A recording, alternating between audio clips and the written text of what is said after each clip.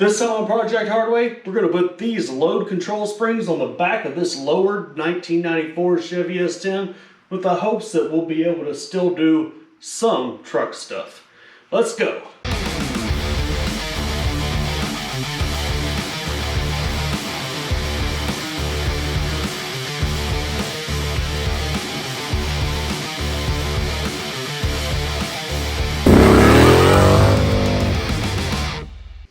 We'll pop it open, see what we got in the package here. Inside the box we've got this. It's instructions. We don't need those, do we? And then inside here we've got our springs. Got these little cups that go on top of them.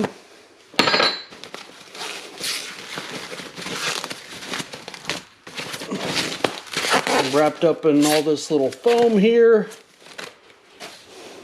is these little load assist coil springs. They've also got these little rubber sleeves in here. I'm guessing that's to isolate noise and vibration on the body of your shock. And there is our hardware, the clamps. And that's all it is. It clamps between, the top and the bottom of the shock. Now these clamps, you'll notice, are two different size diameters. And that's because the upper portion of your shock, the top part, tends to be a larger diameter than the lower portion. Well, we're going to start this by putting ramps under the back tires on the truck so the truck's up off the ground, but the weight is still on the suspension. When you do this, you don't want to just let the suspension sag and then, throw those springs on there, because at that point the shock is going to be extended as far as the suspension travel is going to allow it to be. And then when you put them on there and you clamp those springs down, you set the truck down and it's going to lift the truck up by virtue of the body of the shock. You don't want that, right? So we got some stuff to work on when we get down there. A little bit of eyeball measurement. More on that in a second. Real quick, I'm going to give it a little bounce test. Give myself something to gauge. All right. That's what that feels like. Really, an A to B test would be to measure the gap between the top of the tire and the wheel well, and then put some weight in the truck, see how much it sags, and then measure it again, and then install the springs and take the same measurement. Not going to do that just because, whatever. But I felt it. I know what that feels like. I am going to measure the gap, however, just to make sure that when I do put the springs on, we're not lifting the truck back up. Before we can get to that, I got to crawl under here and pop the shocks off of their mounts so that we can slide those springs onto them.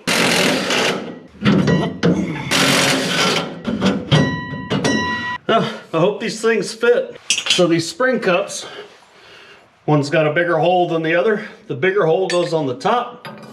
Please fit. Ah, yes. So I'm gonna slide that up there. Then I'm gonna take my spring and slide it onto the shock. If I had more ground clearance, get over there, you. Now come back. Then I'm gonna slide that lower cup on. And for now, that's all I'm going to do. Press my shock and slide it back onto the stud, bolt it back on. All right, that's on there. Now I'm going to go do the same thing to the other side.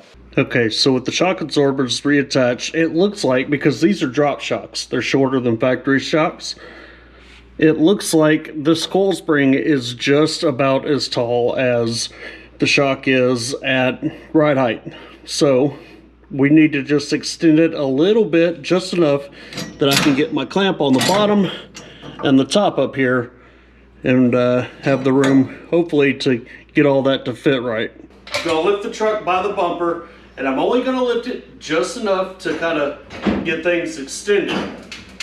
Luckily, in our case, like I was saying, below the truck, the clamps can go right on the top and the bottom of the shock. Otherwise, I would be sitting here trying to figure out how far up I needed to raise the truck so that when I set it back down, there was enough preload on it that the spring wouldn't be loose, but it also wouldn't raise the truck. I think I'm getting away pretty clean here. And that's what we look like with the truck raised up a little bit now. Got a little more travel. So I'm gonna start out with my clamps and the supplied hardware. Remember the larger inner diameter that's gonna go around the top of the shock. If I can working around the camera, I guess. Let's see if I can get this bad boy set in place without interference from the frame.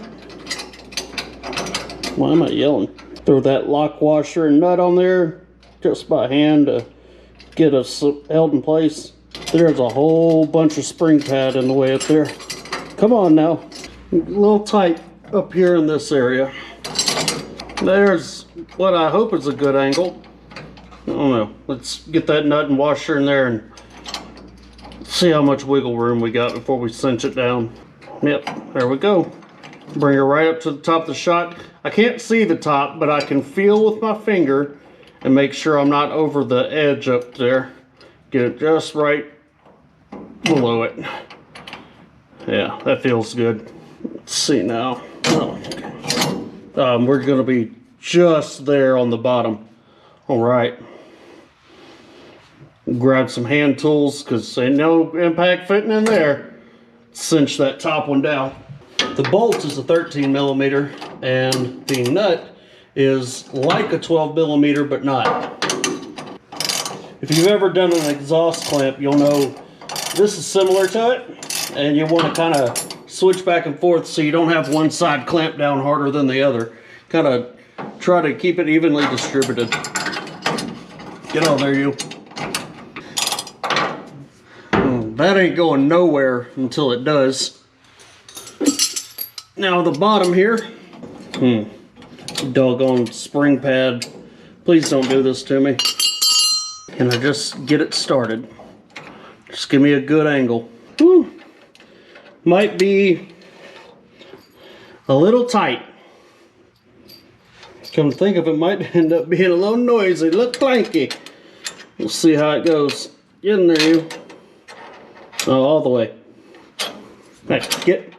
It's right there. Right there. Right. There we go. No! Yeah. That's as far down as it can go. It's hitting on this spring perch over here. Unless, maybe I can... Oh, yeah. That's what we needed right there. Just turn it a bit, dummy. There you go. I'm going to hear a loud pop one day, and it's going to be these clamps breaking off of here.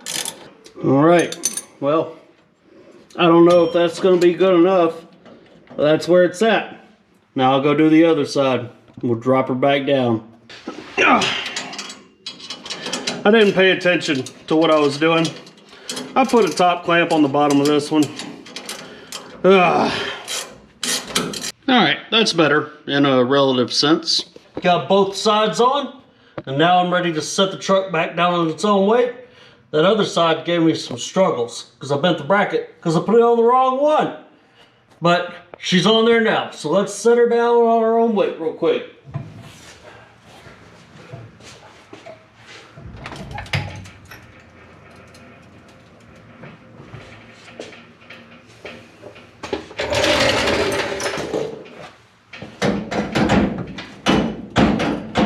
Oh, that is substantial.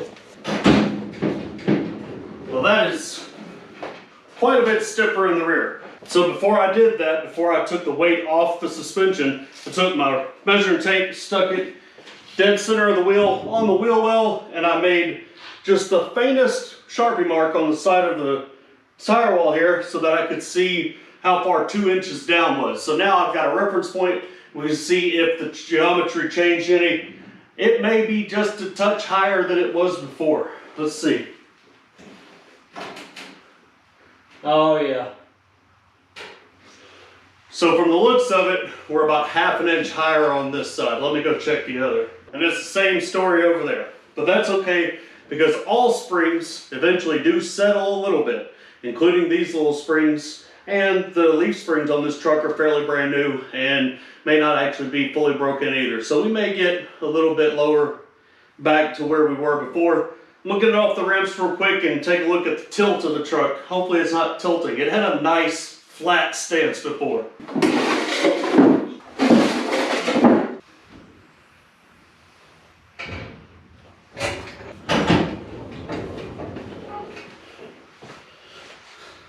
I can't tell. I need to pull it out of the garage.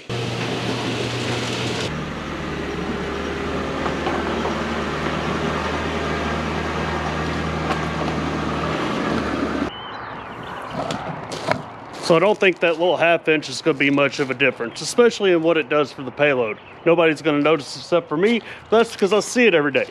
So, a couple of things left to do. Well, now it's time to find out if my truck can still do truck stuff with those assist springs in it. So I'm here at my buddy Steve's shop, and he's got God's engine, 5.3 liter LS. We're going to throw this in the bed of the truck and see how much it makes it squat. If I can get this, and you know, this is about as much weight as I'm going to put in that truck. I'm not getting a load of gravel or anything crazy like that. But if I can move stuff like this in that truck and it not be a problem, I think we got to win. All right, so I don't know much about this engine other than the pistons and rods are in bins over on the shelf, and the crank wiggles and jiggles a bit. But it's mine, and I didn't pay for it. So we're gonna load this thing up in here and see what kind of squat we get with the old girl. Now, we didn't pull all the way into the shop because when I tried to, you know, I laid the frame on the edge of Steve's garage because angles. Get my old trusty engine cradle in place here. That old pan's taller than my kids. Slide that girl over there, Steve. She ain't high enough yet. Oh, with the tire will squish.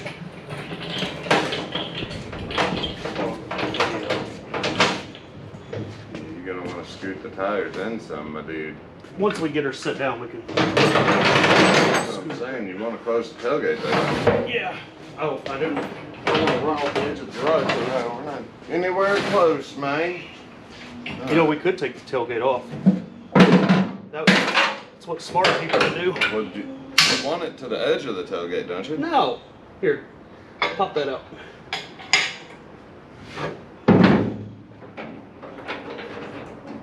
No!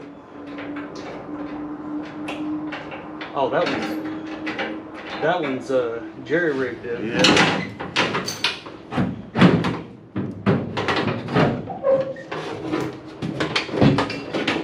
Got it? I got it. I got it, and it's got a dent. All right. That's all we got right there. All right. Now, if I remember correctly, there's not a lot of easy does it with this. No, you've got to, you can, there is some easy does it with that. There we go. I brought 2 tires because that oil pan's about as tall as the Batman building. Put some weight on it, Steve. It is. Really? Oh, there we go.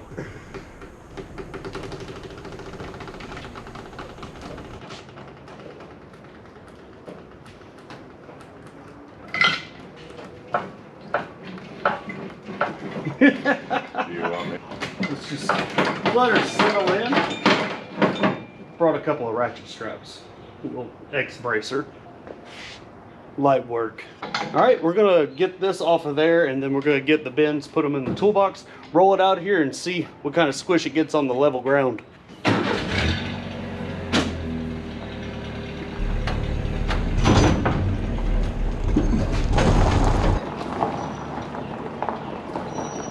She's leaning a little bit because Steve's driveway, but oh, dude, her dial. Steve, come help me out. Get you some of that bumper.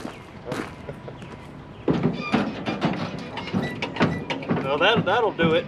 That's the axle. Well, with it loaded all up, the only thing left to do now is stick it on the road and see how much it wants to beat itself to death. All right, we're running down the road after having left Steve's house. So far, I've hit some bumps and bangs, even a bridge. Nothing too crazy. I haven't smacked the axle on the frame. Those load assist springs are really doing their job. Man, who said a slam truck is ruined? That thing, look at it. We're doing all the work it needs to do. We've got some road work through here. Road's a little rough. So let's see how she wants to handle that. Oh, that's not bad at all. There is a bridge up here though that's gonna destroy everything. What? God, dog it. Yeah, that hit for sure. Here we go again. Oh, okay, that's better. I'll do anything with this truck now. You name it, except, you know, trail riding. Made it home with the payload still intact and the rear suspension. There's no doubt in my mind that this truck will do just about anything that I want it to do as far as, you know, this area is concerned. So we still have a usable truck that looks great. Now, what the hell am I going to do with this?